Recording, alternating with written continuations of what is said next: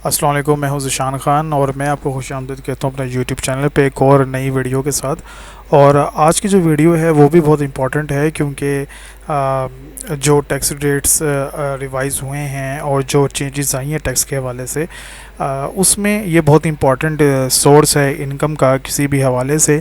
मैंने अपनी previous video के अंदर जी सैलरी के जो टैक्स स्लैब्स थे वो डाले थे, तो मैंने सोचा कि एक और वीडियो आपके साथ बना ली जाए जिसमें जो लोग रेंट पे ले रहे हैं, रेंट पे रह रहे हैं या रेंट पे अपनी प्रॉपर्टी दी हुई है और वहाँ से उनको रेंटल इनकम आ रही है, उनके ऊपर कितना टैक्स पड़ेगा वो मैं आपके साथ शेयर कर सकूं।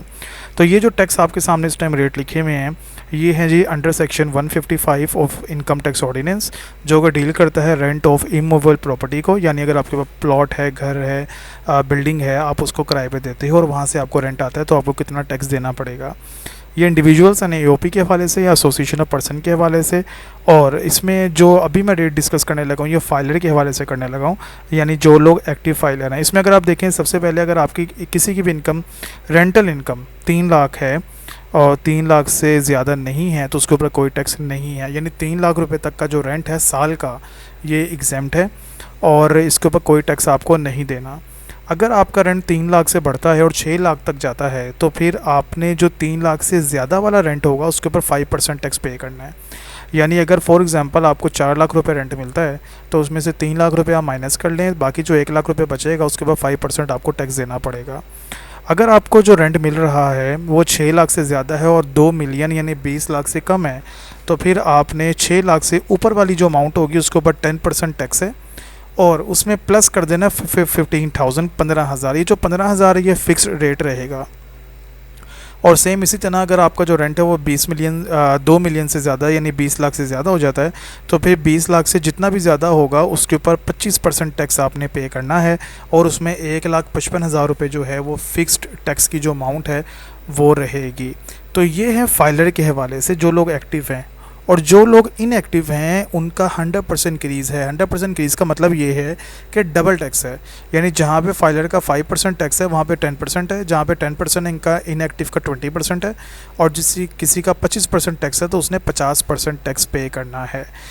ठीक है जी। इसके अलावा भी अगर आप मज़ीद रेफरेंस देखना चाहें तो डिवीज़न 5 और पार्ट 3 ऑफ फर्स्ट शेड्यूल है जो कि आपने पढ़ना है 10 शेड्यूल को साथ मिला के, तो फिर आप वहाँ पे भी रेंट के हवाले से मज़ीद डिटेल्स इनकम टैक्स ऑर्डिनेंस की देख सकते हैं अगर आपको नॉलेज का ज़्यादा मतलब है कि मैं इसको हासिल कर सकूँ या मैं मज़ीद देख सकूँ। तो ये जो रेट्स मैंने आपके साथ शेयर किए हैं ये अपडेटेड हैं अप टू 30 जून 2023। और ये जो टैक्स कार्ड इसके सामने ये जो रेट स्लैब्स लिखे हुए हैं जी, ये सैलरी के तो मैंने आपके साथ शेयर कर लिए थे पहले, तो मैंने सोचा कि रेंट के हवाले से भी मैं बना दूं।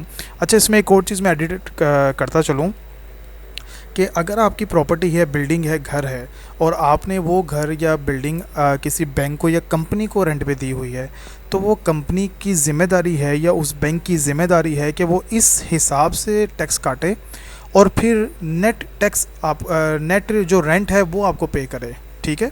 तो अगर आपने अपनी प्रॉपर्टी दी भी हुई है किसी को किराए के ऊपर और वहाँ से आपको जो है वो रेंट आ रहा है तो आप ये चेक कर लीजिएगा कि आपका जो टैक्स कटा है वो इन्हीं रेट्स के मुताबिक कटा होना चाहिए और ज़्यादा नहीं कटा होना चाहिए या कम नहीं कटा होना चाहिए।